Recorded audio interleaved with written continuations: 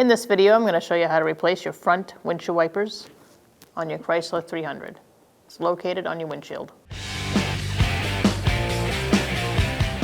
You're going to open up your windshield wiper, and you may need a flathead screwdriver,